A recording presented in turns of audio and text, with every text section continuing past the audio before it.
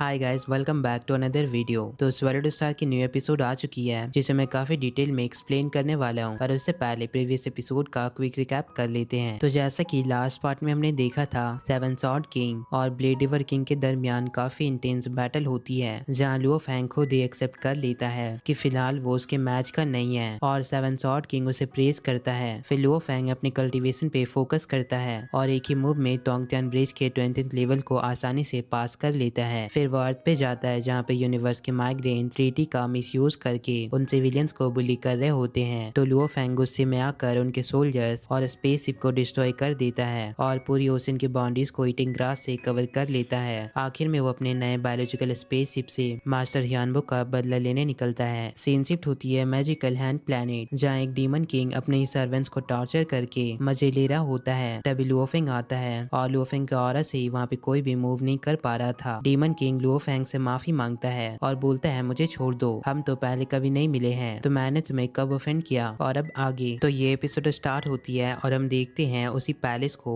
जहाँ demon king Luo Fang से कहता है, हम दोनों तो फर्स्ट टाइम मिल रहे हैं, पता नहीं मैंने तुम्हें कब ऑफेंड किया जो तुम मुझे बुली कर रहे हो, प्लीज मुझे छोड़ दो। साथ ही वो अपने सर्वेंट्स को भी देखता है और वो सब भी लुओ फैंग के ऑरा से मूव नहीं कर पा रहे थे। पर डीमन किंग उन सभी को देखकर मन ही मन और भी ज्यादा गुस्सा हो जाता है, क्योंकि वो सभी लोग अपने ऑनर यानी डीमन किंग को किसी और के हाथों बुली होता हुआ देख रहे थे। तो डीमन किंग को ये काफी बेइज्जती जैसा लगता है, इसलिए वो मन ही मन उन सभी से कहता है, बस एक बार मैं इस कैलामिटी से बाहर आ गया तो मैं इन सभी को अपने हाथों से मारूंगा। इधर लुओ फैंग के रेस से बबाता लुओ फैंग को आवाज दे रही थी, लुओ फैंग मुझे बाहर निकालो, इसे मार दो। अब लुओ फैंग अपने ईटिंग ग्रास से उस डीमन किंग पे अटैक कर देता है, जिससे वो काफी बुरी तरह घायल हो जाता है। अब डीमन किंग दोबारा से लुओ फैंग से पूछता है, आखिर तुम मुझे क्यों मार रहे हो, आखिर इसकी कोई वजह तो होगी, तुम मुझे कोई वजह तो दो। ये सुनकर लुओ फैंग उसके सामने हेवनली शटल बाहर निकालता है और ये हेवनली शटल मास्टर ह्यानबो का एक ट्रेजर था जो कि लुओ फैंग यूज कर रहा था। इस ट्रेजर को देखकर डीमन किंग उसे पहचान लेता है और दोबारा से बबाता लुओ फैंग से कहने लगती है, लुओ फैंग मुझे बाहर निकालो, मैं इस इडियट को अपनी आंखों से मरता हुआ देखना चाहती हूँ। फिर लुओ फैंग बबाता को बाहर निकालता है और बबाता उस डीमन किंग पे काफी ज्यादा गुस्सा कर रही होती है। अब जैसे डीमन किंग अपने सामने बबाता को देखता है, वो बबाता को भी पहचान लेता है और वो खुद ही लुओ फैंग से कहता है, ये एआई और स्केप शटल, इसका मतलब है कि तुम लोग ह्यानबो के लोग हो। और फ्लैशबैक से हमें बैटल दिखाई जाती है जहाँ पे डीमन किंग मास्टर ह्यानबो और उनके सोल्जर्स के साथ बैटल कर रहा होता है। बबाता उस पल को याद करके और भी ज्यादा गुस्सा होने लगती है। फिर हम देखते हैं लुओ फैंग बबाता को हार्ट ऑफ एवोल्यूशन ट्रेजर देता है, जो कि मैकेनिकल रेस की ट्रेजर होती है। ये एक ऐसा ट्रेजर है जो कि एआई लाइफ को रियल बॉडी दे सकती है और बबाता को इस ट्रेजर की वजह से गोल्डन अपॉर्चुनिटी मिली है कि वो कल्टीवेट करके और भी ज्यादा इवॉल्व कर सके। फिर लुओ फैंग अपने स्पेसशिप से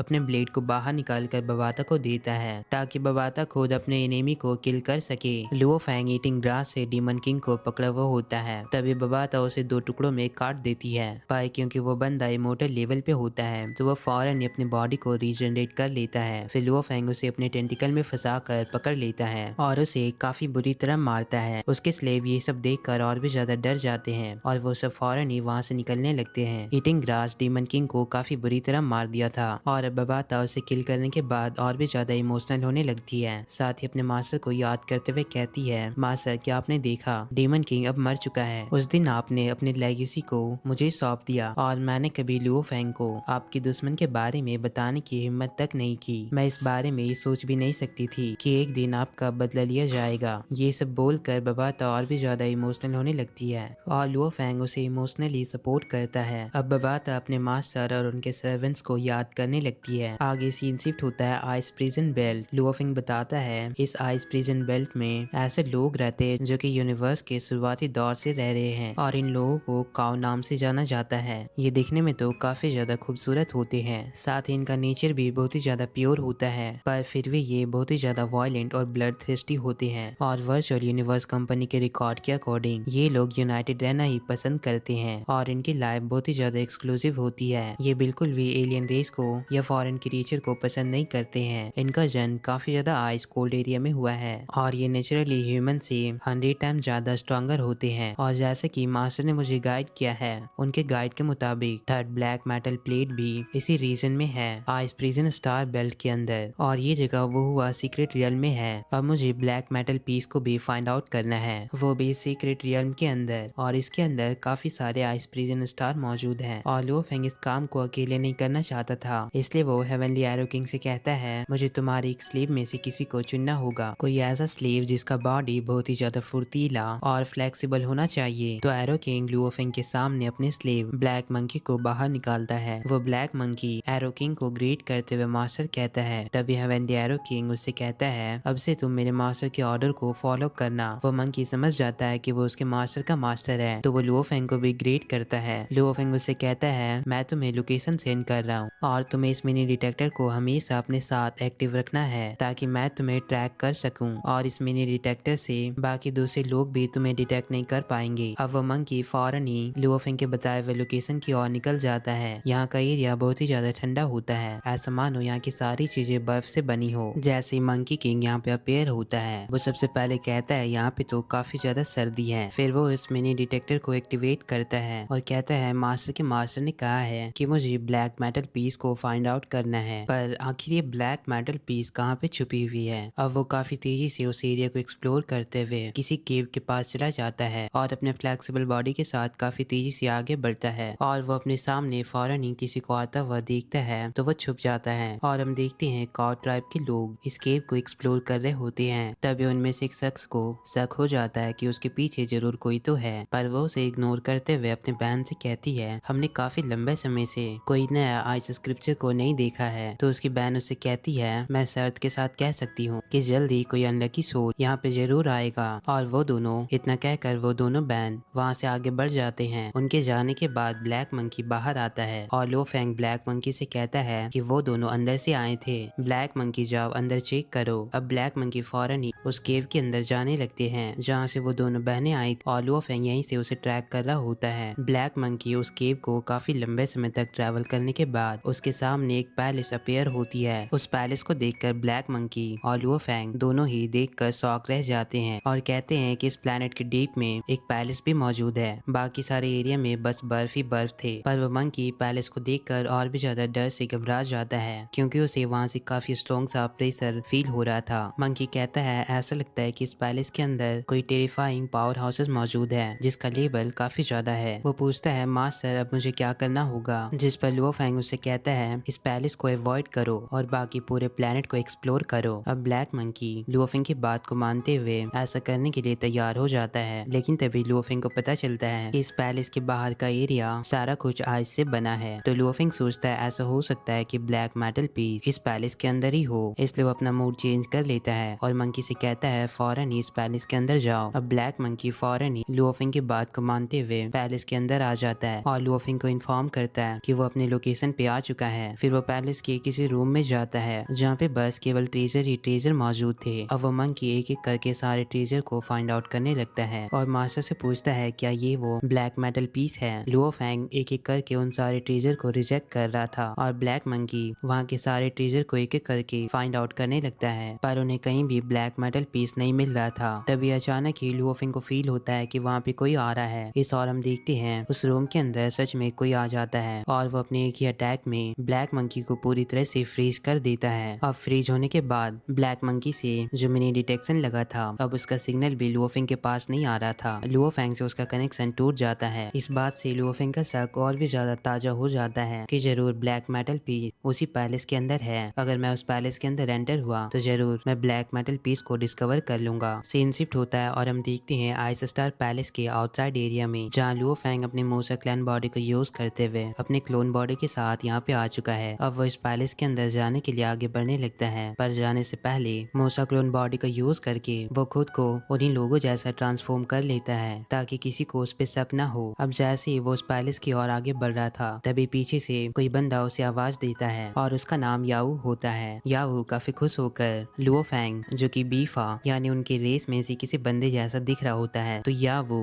बीफा से पूछती है क्या तुम भी उसी एलियन रेस को देखने जा रही हो, चलो मुझे भी उस एलियन रेस को देखना है। सीन शिफ्ट होती है आइस स्टार पैलेस के अंदर जहाँ वो दोनों आकर सबसे पहले अपने मास्टर तलाशा को ग्रीट करते हैं। उनकी मास्टर बीफा और यावू को अपने सामने देखकर काफी ज्यादा खुश होती है और कहती है तुम सब आ गए। यावू काफी खुशी के साथ आगे बढ़ते हुए कहती है आखिर वो एलियन कहाँ पे है, और ऑब्वियसली लुओ फेंग जो कि बीफा का रूप लिया हुआ है वो सीरियस और गुस्से में आगे बढ़ रहा था। उनकी मास्टर बताती ये सारे एलियन आइस प्रिजन स्टार की स्टोन और यहाँ के ट्रेजर चोरी करना चाहते हैं। फिर वो उन्हें ब्लैक मंकी को दिखाती है और बताती है कि ये बीस्ट रेस से है और शायद इसका लेवल मार्किस लेवल का है। और ब्लैक मंकी के अलावा वहाँ पे और भी सारे एलियन रेस मौजूद होते हैं जो कि पहले यहाँ पे ट्रेजर लेने आए थे और वो सब भी वहाँ पे पकड़े गए। और ऐसे यहाँ पे काफी सारे एलियन स्क्रिप्चर जमा हो चुके हैं। अब बीफा यानी लुओफेंग अपने सामने ब्लैक मंकी को देखकर शॉक रह जाता है। साथ ही वो इसलिए शॉक था क्योंकि यहाँ पे काफी सारे एलियन रेस कैद है। वो मन ही मन कहता है ये डाकुस तो काफी ज्यादा मर्सीलेस है, ये तो एलियन रेस को फ्रीज करके यहाँ पे कैद कर लेते हैं और ये अपने क्यूट और काइंडनेस नेचर से ये दूसरे लोगों को बेवकूफ बना सकते हैं क्योंकि असल में इनका नेचर ही ऐसा होता है। पर रियलिटी में ये लोग काफी ज्यादा वायलेंट है। या वो ब्लैक मंकी को गौर से देखने लगती है और कहती है मैं फर्स्ट टाइम ऐसे एलियन रेस को देख रही हूँ, ये क्रिएचर तो काफी ज्यादा अगली है। साथ ही वो इस बारे में बीफा से पूछती है कि तुम्हारा क्या ख्याल है, पर बीफा उसके पास नहीं होती है तो वो जोर से बीफा को आवाज लगाती है, पर बीफा तो अपने ख्यालों में खोया है। यानी लुओफेंग वो मन ही मन सोच रहा था अगर इनको मेरी रियलिटी पता चल जाए तब उसका क्या होगा। फिर या वो बीफा से पूछती है आखिर तुम्हें क्या हुआ है, तुम आज काफी अजीब सा बिहेव कर रही हो। साथ ही उसके मास्टर को भी बीफा से काफी अजीब सा महसूस हो रहा था। वो उसके सर पे हाथ रखने वाली थी और लुओफेंग मन ही मन काफी ज्यादा घबरा रहा था। वो सोच रहा था कहीं ने उसकी रियलिटी पता तो नहीं चल गई। पर उनकी मास्टर बड़े ही प्यार से उससे पूछती है क्या तुम्हें कुछ परेशानी हो रही है, या वो कहती है आखिर बात क्या है। बीफा बताता है मेरा मूड आज सही नहीं लग रहा, मैं आज किसी से बात नहीं करना चाहता। इस पे उसके मास्टर उसे कहती है अगर ये बात नहीं करना चाहता तो इसे आज फोर्स मत करो, तुम जाओ इसके साथ खेलो, और वैसे भी मुझे वर्चुअल वर्ल्ड जाना है। इतना कहकर उनकी मास्टर वहाँ से चली जाती है। अब या वो बीफा से कहती है चलो मिस्टिक टेम्पल को एक्सप्लोर करते हैं, जिस पर बीफा सीधा उसे मना कर देता है और कहता है आज मैं अकेला टहलना चाहता हूँ। तो यावू उससे कहती है तो फिर ठीक है मैं अकेले ही जा रही हूँ। अब यावू और उसके मास्टर के वहाँ से जाने के बाद बीफा यानी लुओफेंग काफी ज्यादा खुश होता है और कहता है क्या ही गुड लक है, अब उसे अकेले ही ब्लैक मेटल पीस को फाइंड आउट करने की अपॉर्चुनिटी मिल गई। अब वो उस पैलेस की ओर जाने लगता है। सीन शिफ्ट होती है और हम देखते हैं उसी ट्राइब के लोग बर्फ वाली एरिया में आपस में खेल रहे होते हैं। सारे लोग स्लाइड करते हुए इस गेम को एंजॉय करते हैं। उनमें से एक बंदा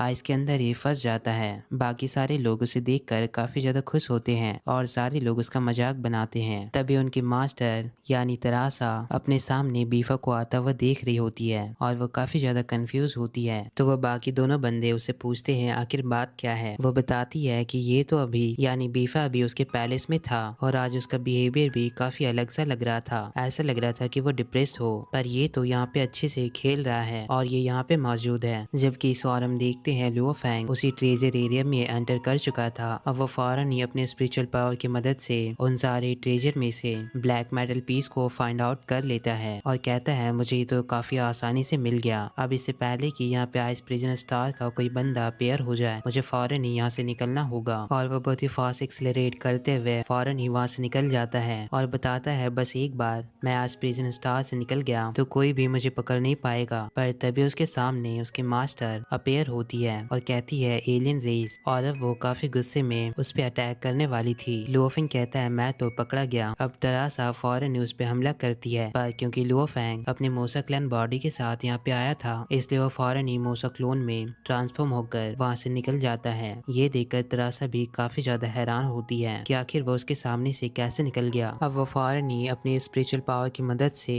लुओफेंग को डिटेक्ट करने की कोशिश करती है ताकि अगर उसने टेलीपोर्ट किया हो तो उसे पता चल जाए कि आखिर वो कहाँ पे गया। पर अनफॉर्चुनेटली वो उसके सेंसिंग रेंज से बाहर जा चुका था और वो लुओफेंग को डिटेक्ट नहीं कर पाती है। तभी उसके लीडर तलासा को आवाज देती है। तलासा बताती है लीडर उसने हमारे ट्रेजर को चोरी कर लिया। तो उसके मास्टर कहते हैं मुझे पता है, बाकी सारा काम मुझ पे छोड़ दो। इस और हम देखते हैं लुओफेंग टेलीपोर्ट करके दूसरी जगह पे आता है और कहता है फॉर्चुनेटली मेरा डीमन क्लोन उसके सोल अटैक से सरवाइव कर गया। तभी लुओफेंग फौरन ही यहाँ से भी टेलीपोर्ट हो जाता है और उसके बाद तरासा के मास्टर भी यहाँ पे अपेयर होते हैं और वो भी अपनी स्पिरिचुअल पावर का यूज करके लुओफेंग को ट्रैक करने की कोशिश करते हैं और उन्हें पता चल जाती है कि लुओफेंग ने यहाँ से टेलीपोर्ट करके दूसरे स्टार फील्ड में गया है। और जहाँ जहाँ भी लुओफेंग टेलीपोर्ट करके जा रहा था उसका सारा ट्रैकिंग मास्टर को पता चल जाता है। मास्टर लुओफेंग की स्पीड को देखकर दंग रह जाते हैं और कहते हैं ये लड़का तो बहुत ही फास्ट एस्केप कर रहा है, पर तुम मेरे हाथों से बच नहीं पाओगे। अब जैसे ही लुओफेंग टेलीपोर्ट करके दूसरे एरिया में टेलीपोर्ट हो रहा था उसके पीछे मास्टर भी टेलीपोर्ट करके उसका पीछा करते हैं और ये सिलसिला लगातार चलता रहता रहता है। तो मास्टर भी परेशान होकर वो कहते हैं मुझे कुछ और ट्राई करना होगा, और अब वो एक जगह पे शांत होकर सारी चीजों को ऑब्जर्व करने लगती हैं। सारे मूवमेंट, लुओ फेंग की ट्रैकिंग, जहाँ पे वो टेलीपोर्ट होने वाला था वो भी मास्टर को पता चल जाता है, और मास्टर डायरेक्टली लुओ फेंग के पास ही टेलीपोर्ट होकर उसके सामने अपीयर होते हैं और फौरन ही अपने स्पिरिचुअल पावर की मदद से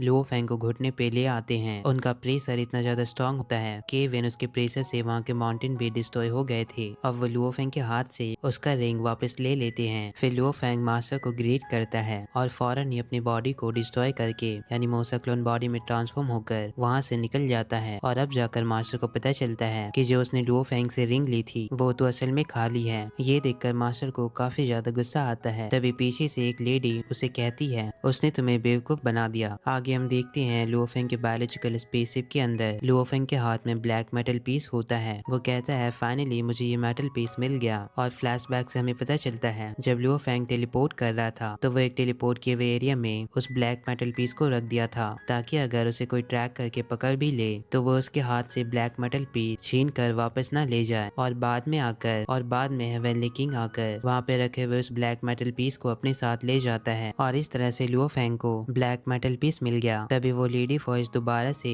लुओ फेंग के पीछे से कहती है, वो लेडी वहाँ पे अपीयर होती है और लुओ फेंग के पीछे से कहती है तुम्हारा प्लान तो काफी बढ़िया था, तुमने एक यूनिवर्स मास्टर को बेवकूफ बना दिया। और ये भी उन्हीं के टाइम में से होती है जो कि लुओ फेंग को रंगे हाथों पकड़ लेती है। सीन शिफ्ट होती है दोबारा से आइस स्टार में, जहाँ पे लुओ फेंग को बंदी बनाकर ले जाया जाता है और सारे लोग उसे देखकर काफी ज्यादा अजीब सा रिएक्शन दे रहे होते हैं। सारे लोग अपने लीडर से कह रहे होते हैं कि इस एलियन को किल कर दिया जाए, इसकी हिम्मत कैसे हुई, इसने हमारे पैलेस में आकर यहाँ के ट्रेजर को ले गया। या वो समझ जाती है कि बूफा असल में लुओ फेंग ही था। वो कहती है इसकी इतनी हिम्मत कि इसने मेरा हाथ भी पकड़ा, जिस पर उसकी मास्टर तरासा कहती है जो तुम्हारे साथ यहाँ पे घुसपैठ आया था असल में उसे मार दिया गया है, बल्कि ये तो उसका मास्टर माइंड है। अब वो अपने दोनों मास्टर से कहती है अब हमें इस एलियन का क्या करना चाहिए। उनमें से एक लीडर कहता है नेचुरली हमें इसे धीरे धीरे टॉर्चर करना चाहिए। ये सुनकर लुओ फेंग भी परेशान होता है। तभी दूसरी मास्टर काफी सारे आइस स्पाइक बनाती है। ये देखकर वहाँ के सिविलियंस भी काफी ज्यादा शॉक होते हैं, क्योंकि असल में वो आइस प्रिजन को ओपन कर रही थी। वो दोनों बंदे कहते हैं आज इस एलियन की तो किस्मत बहुत ही ज्यादा खराब है, क्योंकि ये बंदा आइस प्रिजन के अंदर जाने वाला है। अब सारे लोग आपस में बात करने लगते हैं कि इस आइस प्रिजन के अंदर जो कोई भी जाता है उसे काफी बुरी तरह मार दिया जाता है, और अब पूरी तरह से आइस प्रिजन को ओपन कर दिया जाता है। लोग बताते हैं कि आइस प्रिजन पूरे ही आइस प्लेनेट का सबसे लेजेंडरी पैलेस है, जिसे दाओ ऑफ वेंडेबल कंट्रोल करते हैं। ये सब जानकर लुओ फेंग कहता है इसका मतलब जरूर इस प्लेनेट पे एक ऐसा सुप्रीम ट्रेजर मौजूद है जिसके कारण इस प्रिजन को बनाया गया है, और यहाँ पे काउंटलेस पावर हाउसेस भी जा चुके हैं। वो मास्टर लुओ फेंग से कहती है ह्यूमन अंदर जाकर एंजॉय करना, और वो दोनों ही लीडर लुओ फेंग को आइस प्रिजन के अंदर भेज देते हैं। और इसी के साथ आज का ये एपिसोड ये एंड होती है।